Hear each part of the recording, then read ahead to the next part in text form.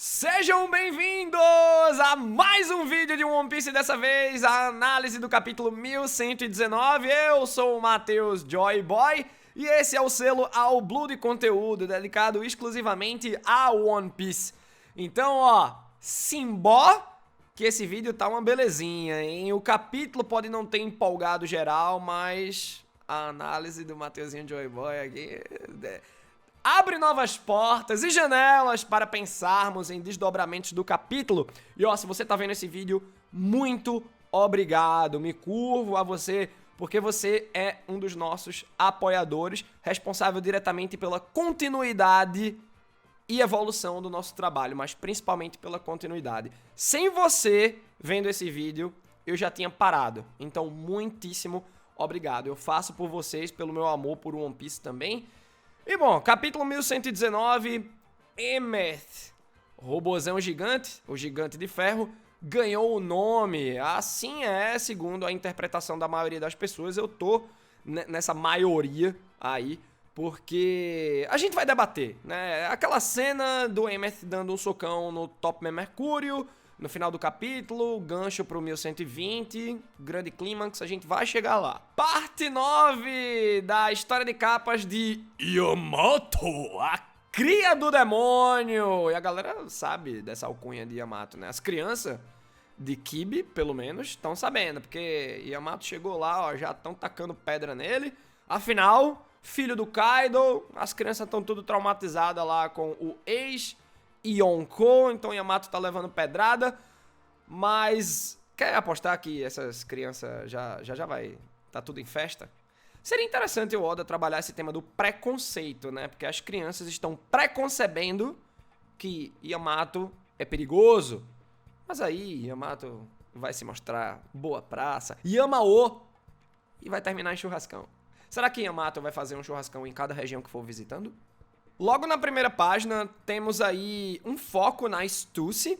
Vejam como Oda tá destacando essa personagem. Mais uma vez, há uma chama no meu coração que vê a Stussy como uma chapéu de palha.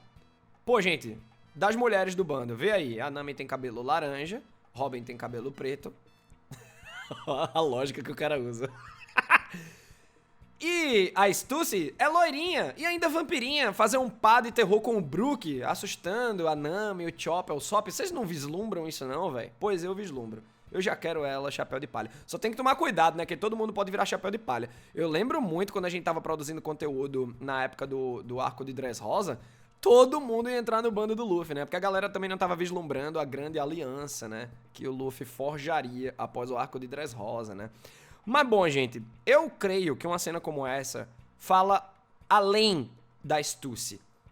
Por isso que é importante a gente se ater a uma página como essa. Ela é muito importante para o futuro de One Piece e para especulações mais prudentes em relação à construção de mundo. Porque, vê só, quando tu pega o capítulo 1119, o que é que vem na tua cabeça de pronto? Ah, a Bonnie usando o Gear 5. O Luffy executando o Down Balloon no Marcus Martin, mandando ele pra longe. O socão de Emmet no Top Man Mercúrio. Tá, são cenas de destaques. Mas é justamente no subtexto que estão guardadas as 7 chaves, as melhores teorias. E aí eu venho trazer algumas pra vocês, inclusive que já são comentários que eu tenho feito em vídeos de análise anteriores, né? Porque o Kako tá querendo retribuir a Stussy por ela ter o libertado. Ó, vai embora, eu te respeito pra caramba como a assassina impiedosa, que outrora você foi na CP0, mas não é nada de amizade. E se tu não vazar daqui, eu não vou poder fazer nada se o Rob Lute quiser te prender. Então vai-te embora. Ele não deixa nem ela falar.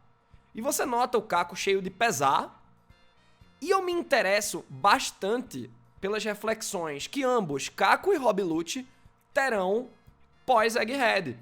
Porque, por exemplo, quando o Rob Lute pede pro Marcus Martin poupar seu amigo, o Kako, há alguns capítulos atrás, o Marcus Martin diz: vou tentar, não garanto nada, porque são formigas pra mim. Então, né, o Rob Lute já deve ter, pô...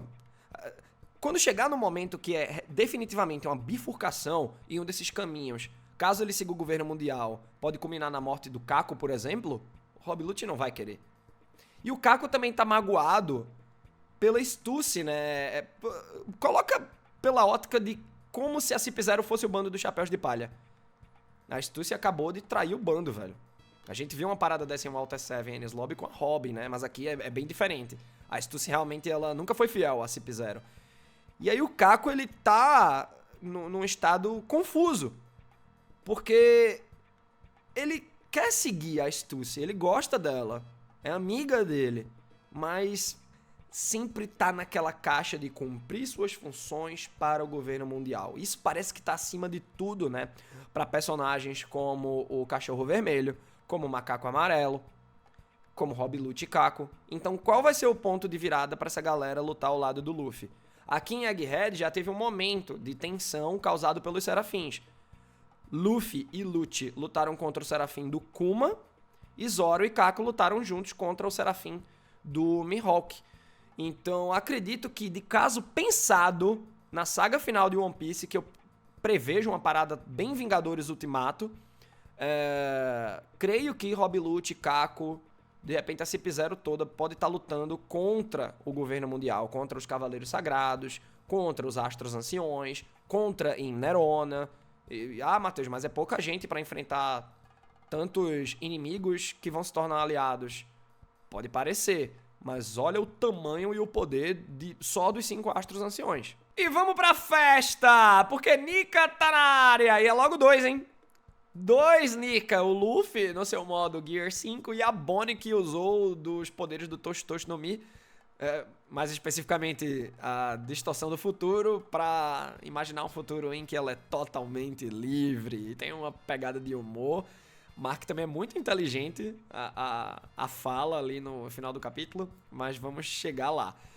Por agora, né, é interessante você ver que na presença desses 2 Nika, a Marinha já morre de medo, porque é aquela a aparência do Luffy que foi parar nos cartazes de procurado. Pô, ele se tornou Yonkou de 3 bilhões de berries porque também ele alcançou essa forma. Tá perigoso pra caramba, né?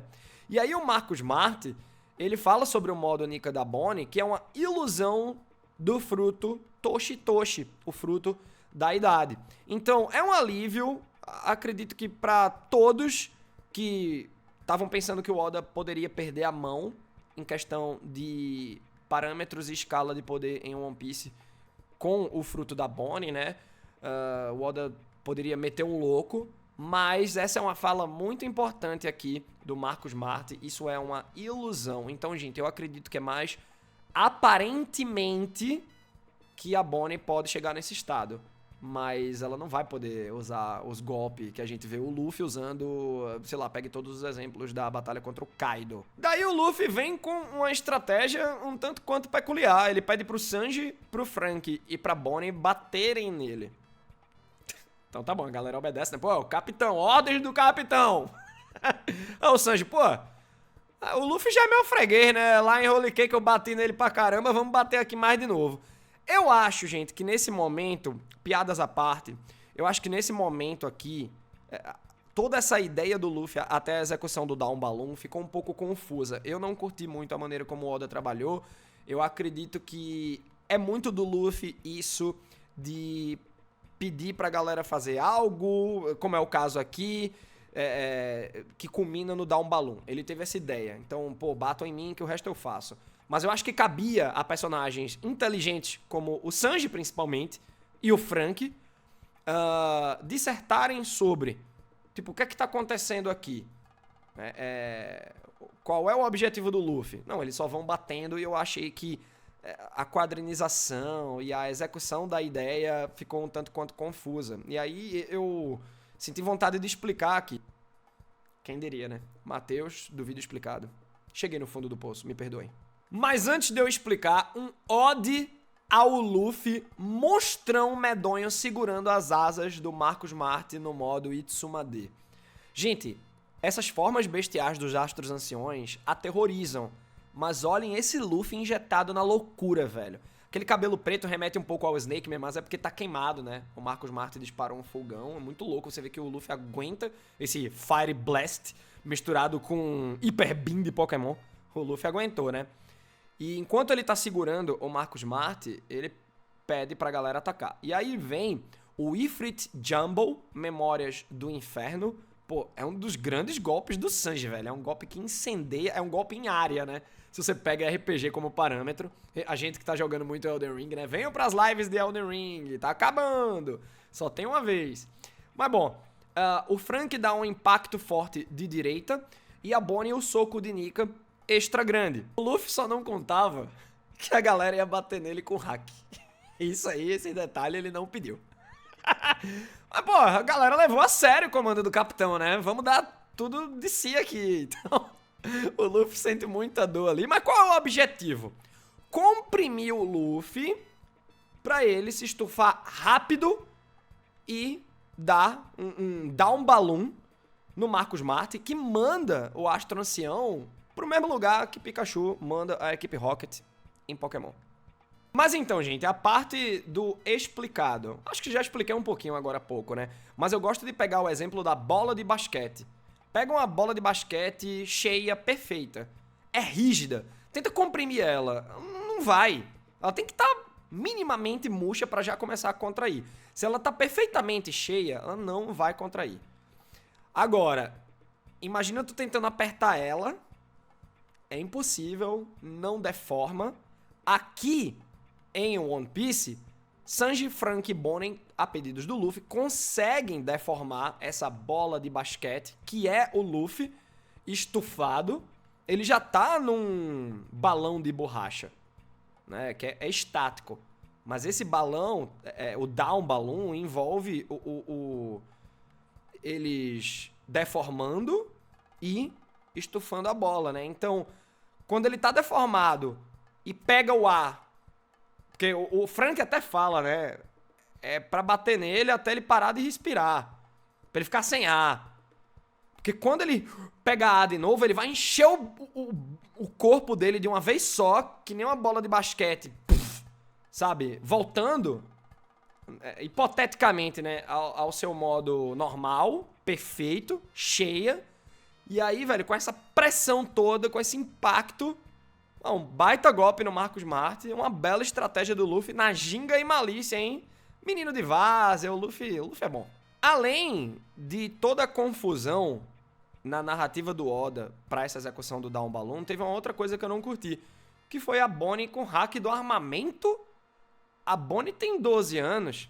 Aí, ora, você pode me dizer, mas pô, Matheus, Don Quixote do Flamengo tinha hack do rei quando era criança. Mas, gente, olha quem é o Don Quixote do Flamengo. Beleza, a Bonnie é uma supernova. Mas muito também por causa do fruto dela, da imaginação. Mas o poder do fruto é uma coisa. Hack é outra. Então não combina com a Bonnie ter um hack do armamento. A Bonnie é uma criança de 12 anos e que não teve esse treinamento.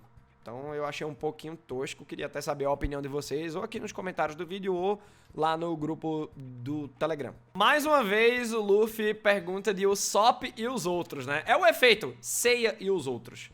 Então o Luffy deu o protagonismo ao Usopp ali. Por quê? Ele tá no meio dos gigantes, no navio dos gigantes, quem é que ele lembra primeiro? Ele poderia ter falado, não, cadê a Nami e os outros? Narrativamente a gente vê a Nami tomando a frente, agindo como imediata daquele grupo todo que tá lá em cima ainda, mas o Luffy tá lembrando mais do Usopp. E olha que o Luffy também conheceu a Nami antes do Usopp. Então você vê, né, que é um detalhezinho sutil, mas o Luffy lembra logo do Usopp por conta dos gigantes. O sonho do Usopp é ser um bravo guerreiro dos mares. Muita gente especula que Elbaf seja o arco em que o Usopp vai ter uma grande evolução, não sei se algum poderzinho, enfim. Eu tô nesse grupo que especula que Elbaf vai ser importante pra ele, mas cuidado, afinal, Egghead não foi tão importante assim pro Frank! Então, vamos tomar cuidado com expectativas, né? Que às vezes o que compromete uma obra é nossa expectativa, e isso não deveria acontecer. Mas a gente vai então pra Atlas, que diz que vai dar uma olhada lá nesse grupo do Usopp, da Nami, onde tá Lilith também. A Atlas sabe que York tá monitorando elas, então, sabe da localização delas, né? Tem um GPS embutido em cada satélite de Vegapunk. E aí, Atlas também, ao que parece, começa a conversar com Lilith, a Vegapunk 02, e parece ter saído voando. Tipo, você vê um quadrinho que a Atlas tá em pose de voo, um bracinho pra frente, linhas de força, mas eu acho que faltou espaço pro Oda desenhar um plano mais aberto dela voando, ou ele não quis que ninguém percebesse fácil que ela foi voando pra lá. E aí eu acredito que juntas, Atlas e Lilith vão tentar parar o Ethan Baron vendo Juro, talvez até ao lado de Zoro, mas essas duas, Atlas e Lilith, devem ficar pra trás e serem destruídas. E aí lembrando que o Cup the Burst já foi preparado pelo Brook, e é só o Sunny se disparar em direção ao navio dos gigantes para ambos irem até Elbaf. E lá, papai, eu duvido que a galera queira invadir, porque veio um grupinho de gigante aí. E em Elbaf só tem gigante. No fundo do mar, a transmissão do Vegapunk volta, gente. E eu fiquei, quê? Que legal! A gente vê o Gigante de Ferro, vamos chamar ele assim por enquanto, né? Ele ainda não foi batizado a essa altura do capítulo. Mas a gente vê o Gigante de Ferro estabilizado, o Dendemush tá lá meio estrupiado, mas ainda vivo, e fazendo a transmissão torar no centro. Nessa continuidade de transmissão, o Oda faz questão de nos mostrar Holy Cake. Ô, gente, que da hora ver uns filhos da Big Mom perdida ali, mas o grande destaque vai para o nosso Katakuri, que agora deve estar sendo o capitão de todo mundo, né? É o novo capitão dos piratas. Big Mom, acho que não vai ter mais esse nome, tá? Porque Big Mom foi pro brejo e também o Perospero, que é o primogênito e seria a concorrência aí, né, política para liderar o bando pós-morte da véia. Então, acredito que ficou pro Katakuri mesmo, né? Então, maravilhoso ver o personagem. E a gente tem mais falas do Vegapunk agora sobre a vontade herdada ou propósito herdado através das eras. E aí antes ele estava falando dos D. Por mais que a transmissão tenha sido interrompida, o Oda não quis revelar coisa da vontade do D, dos D, mas ele tá fazendo questão de tocar no assunto do propósito herdado de maneira geral. Eu não queria que isso ficasse exclusivo aos D, mas pelo que dá a entender aqui um pouco, nesse capítulo 1119, parece que o Oda tá fazendo o Vegapunk se referir somente aos D. Pelo menos assim que eu interpretei, queria muito saber o que é que vocês pensam sobre isso. De novo, tragam aqui nos comentários ou no Telegram. Porque, tipo, nós todos, eu, você, cada um de nós somos um conjunto de ideias. Então, imagina daqui a 200 anos. Eu e você estaremos mortos, certo? E esquece hereditariedade, tá? Outras pessoas podem surgir com os mesmos ideais, princípios, vontade de lutar que a gente tem. Isso é que é propósito herdado. Agora, se o Oda me faz só quem é D poder herdar o propósito do Joy Boy, aí eu vou ficar bolado. Porque tem toda aquela ideia, né, de que todos nós podemos ser Luffy. Qualquer pessoa poderia ter herdado o propósito do Joy Boy. Mas parece que o One Piece parece, tá? Isso é uma impressão, é uma especulação, tá? Que o One Piece tá se afunilando pra o Luffy ter alguma parada de escolhido, sabe? Aí escolhido ou pela Zoan, Hito no Mi, lendária modelo Nika, ou por alguém, ou pelo próprio Joy Boy. Eu não gosto disso. A York é mostrada tensa, porque a transmissão voltou, e eu acredito que poderemos ter mais espaço no capítulo 1120, o próximo capítulo, que chega oficialmente no dia 14 de julho, para mais informações passadas pelo Vegapunk, viu? Eu achei que tinha sido o ponto final. Até, não porque a transmissão foi interrompida, mas porque ele já tava nos finalmente mesmo. Mas talvez não, né? O Oda interrompeu ali no que ele não queria revelar agora, e ainda pode revelar mais coisas, né? Quando a gente vira a página, a gente vê o Shepard, toda vez eu me embanando pro nome dele, Shepard, Júpiter, cuspindo de volta todos aqueles marinheiros, agentes do governo mundial e serafins que ele sugou alguns capítulos atrás, e é uma boa estratégia, principalmente pegando os serafins aí como exemplo, porque os astros anciões podem dar ordem pra eles no 1120 e eles continuarem atacando enquanto a galera do grupo da Nami e do Sop tá caindo lá da Lab Phase, né? Então tá tendo esse movimento aí. Quando o Júpiter, o Shepard Júpiter tenta sugar o navio dos gigantes, e ele iria conseguir, né? É absurdo o poder de sucção do minhocão de Duna. o Luffy dá um socão normal, e é isso. Eu achei meio amador também. Esse capítulo foi um capítulo fraco em questão de como o Oda contou o que está no capítulo. O que está no capítulo é incrível, mas a maneira como o Oda contou... Tipo, você até vê que quando o Luffy leva o golpe de fogo do Marcos Smart e quando ele executa o Down Balloon, é o mesmo ângulo, tá ligado? Eu acho que o Oda não foi tão criativo assim quanto poderia ser nesse capítulo. Um capítulo também de 13 páginas. O Oda não teve tanto espaço quanto ele queria pra desenhar algumas coisas, né? E aí, isso é decisão editorial, é decisão dele, né? Que os capítulos podem ter 13, 15, 17 páginas, às vezes 19, quando tem um pôster colorido, né? Se somando ali as páginas da narrativa do capítulo. Mas esse com 13 páginas eu acho que realmente limitou a criatividade do Oda em questão de toda a coreografia, os ângulos que ele escolhe, pá. E é aí que vem o astro ancião mais perigoso. Pensávamos que no final das contas, acabando o Egghead, vamos mensurar nívelzinho de poder. Acho que muita gente ia falar muito mais do Ethan Baron vendo o Juro, né? Mas eu acho que ele até fica em segundo lugar em nível de periculosidade, porque o Top Mercúrio ele fez muita coisa, velho. E ele se arremessa numa investida pro navio dos gigantes e se pega, meu parceiro. É tragédia, viu? E é doideira como o Top Mercúrio pulou pro mar, como se não houvesse amanhã, porque se ele dá essa investida no navio dos gigantes, dá uma cabeçada, quebra tudo, ele ia cair no mar, né? Continuando o movimento dele. Então parece que o Top Mercúrio ou tá muito desesperado ou realmente não tem medo de afundar, e se ele não afunda, confirmaria que essas formas bestiais não são frutos do diabo, como aqui a gente tá especulando. Isso talvez não seja fruto do diabo. Talvez os astros anciões sejam originalmente criaturas míticas. Detalhe pra Bonnie cansadona por conta de sua liberdade irrestrita. Isso cansa muito. Achei muito legal ela falar uma parada dessa. Ficou meio simbólico, né? Meio filosófico. E eu gostei como o Oda limitou muito o tempo do modo Nika na Bonnie. Você vê que ela só executou ali um golpe que tem o Gear Third como base. Os olhos dela, em determinados momentos, até saltam pra fora, mas isso acontece com todo mundo que tá perto do Luffy no modo Nika, né? Essa Toon Force, como a galera apelidou aí, né? Reverbera nas pessoas, né? Mas duas coisas me incomodaram sobre a Bonnie nesse capítulo. A primeira eu já falei, que foi ela ter usado o hack do armamento.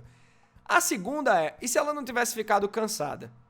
E se ela treinar e conseguir ficar mais tempo no modo Nika? E se, usando esse modo Nika por mais tempo, ela conseguir mimetizar golpes do Luffy no modo Gear 5? Margem o Oda deu. Tipo, eu acredito que seria legal ele explicar condições e limitações numa vindoura SBS, que são aquelas sessões de perguntas e respostas dos volumes encadernados, né? Porque você pega o arco... Eu sei que é outro mangá, mas faz sentido pra One Piece também. Vê o que eu tô querendo dizer.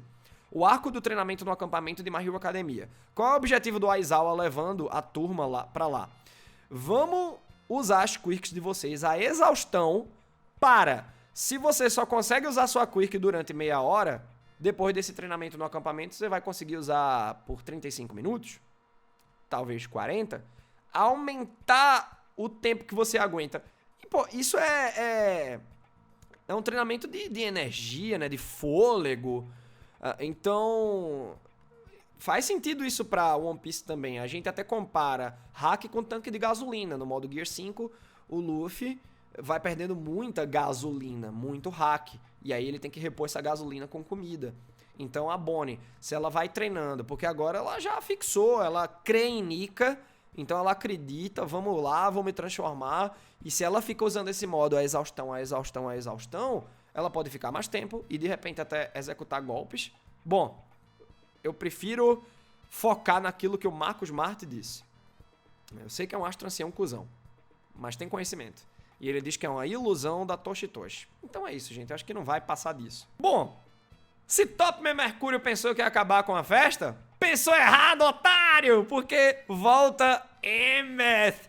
O Gigante de Ferro ressurge, né? Deve ter usado um jetpackzinho nas botas, foi meio Astro Boy ali, usou um propulsor e deu um socão no Top Man Mercúrio. E o socão pegou valendo, velho. Que maravilha. Algumas pessoas ficaram confusas com os balões finais do Emmett. Aqui, por mais que a gente tenha criticado um pouco a condução do capítulo por parte do Oda, eu não queria deixar uma crítica pra isso, porque talvez tenha sido proposital pra o Oda justamente gerar especulações. Ele gosta de fazer isso em finais de capítulo, o gancho pro próximo, pra galera ficar pensando. E eu acho que ele pensa, inclusive, em ganchos pra quando não tem One Piece semana que vem. Pô, vou deixar 15 dias a galera pensando, vamos pensar em quê? Então isso é um ponto também a se pensar, né? Mas eu creio, gente, que os 2 primeiros balões são falas do Joy Boy para o Emmett. E quais são essas falas? Lembre-se, Emmett, apenas quando a hora chegar. E o Emmett se pergunta então, a hora chegou? Tá que nem o burrinho do Shrek, né? Já chegou? Há 200 anos atrás. Rolou as paradas com os homens peixe. Foi lá em Marigeose destruir tudo. Agora de novo. Já chegou? O Emmett, ele tá se coçando pra bater em Astro Ancião, Joy Boy. Deixa o cara brilhar. Doideira demais, né? Esse final do capítulo. E aí eu fico pensando, se Zunisha foi o Chopper do bando do Joy Boy, será Emmett?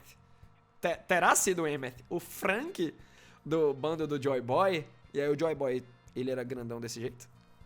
Bom, volto com aquela minha teoria, tá? Pô, é muito orgulho de ter bolado ela sozinho durante uma montagem de roteiro de que Joy Boy foi um mink macaco e sua terra natal, Zou, que hoje tá nas costas de Zunisha, fez parte desse grande continente que também abrigava o Reino Antigo. E o Reino Antigo, eu acho que, enfim, englobava Zou, que é o Mokomodukedon, entre outras cidadelas, e tudo isso formava o Reino Antigo. Então o Joy Boy era um mink macaco desse distrito dos minks, tá ligado? E bom, Emmett, por vias de curiosidade, é um nome hebraico que significa a verdade. É a verdade do Joy Boyzinho, velho. E é maravilhoso ver Astro Ancião apanhar, né? E bom, é isso. Quero que vocês comentem esse capítulo 1119, lembrando que domingo, dia 14 de julho, às 2 da tarde. Não, o capítulo lança de meio-dia. Mas eu não vou fazer live em hora do almoço pra não atrapalhar. É por vocês, viu? Não é por mim, não. Se vocês quiserem que eu faça de meio-dia, nós faz. Tá bom? Mas aí tem a nossa leitura dublada. Lembrando que a leitura dublada chega no domingo pra todo mundo. E a análise chega terça exclusivamente para os apoiadores. Beijos.